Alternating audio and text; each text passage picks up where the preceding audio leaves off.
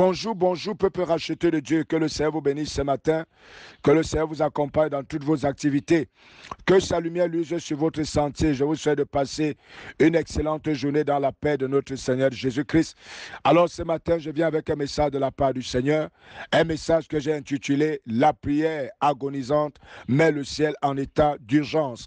La prière agonisante met le ciel en état d'urgence. Alléluia. Bien-aimés, ce matin, nous sommes en train de parler de la prière. La parole de Dieu déclare dans 2 Thessaloniciens chapitre 5 verset 17, nous devons prier sans cesse. Oui, toi et moi, nous devons prier sans cesse. Nous devons prier dans les bons comme dans les mauvais jours. Nous devons prier dans les bons comme dans les mauvais moments. Alléluia. Et surtout dans les mauvais moments, car il est écrit dans la parole de Dieu que c'est quand nous sommes même faibles, c'est alors que nous sommes forts. Alléluia. Bien-aimés, c'est pourquoi nous parlons ce matin de la prière agonisante. Lorsque nous parlons de cette prière, nous ne parlons pas de l'agonie de notre corps, mais nous parlons de l'agonie de notre âme. Car le plus souvent, lorsque nous traversons des moments difficiles, lorsque nous traversons des moments de détresse, cela plonge notre âme dans une sorte d'agonie.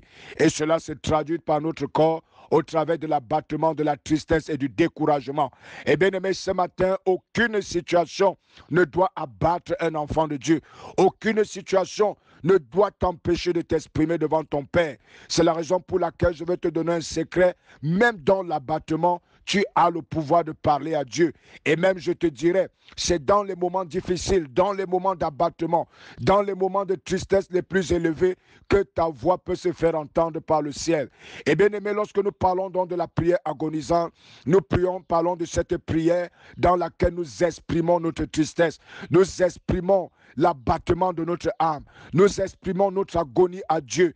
Et bien aimé, c'est une prière tellement puissante qu'elle amène le ciel à se manifester, car elle envoie des signaux de détresse et le ciel se manifeste en notre endroit. Alléluia. C'est pour cela qu'il est dit que lorsque nous sommes faibles, c'est alors que nous sommes incroyablement forts.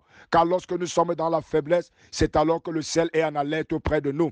Et bien aimé, ce matin, je vais nous amener dans la parole de Dieu, dans le livre de Luc au chapitre 22. La Bible dit que lorsque Jésus-Christ a terminé de souper avec ses disciples, sachant que la mort était proche, la Bible dit qu'il savait qu'il allait se séparer avec ces derniers.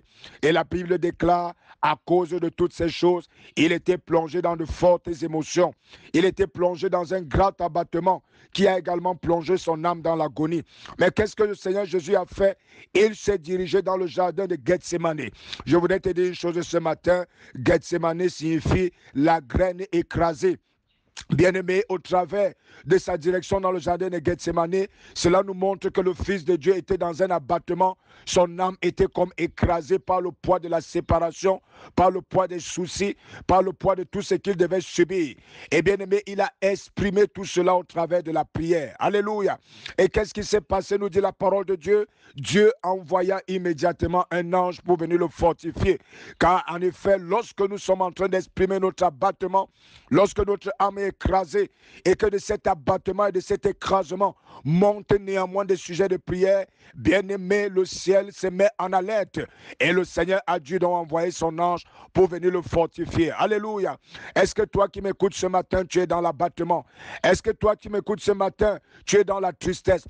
Est-ce que toi qui m'écoutes ce matin, ton âme est dans l'agonie? Je prie, toi qui m'écoutes, lève-toi ce matin, que la puissance du Saint-Esprit envahisse ton âme ce jour, envahisse ton esprit ce jour, que la force pour prier te revienne, toi qui es en train de m'écouter, soldat du Seigneur. Lève-toi au nom puissant du Seigneur Jésus. Reprends l'âme de la prière, car le Seigneur est prêt à t'écouter. Il est prêt à te secourir. Que le Seigneur te bénisse.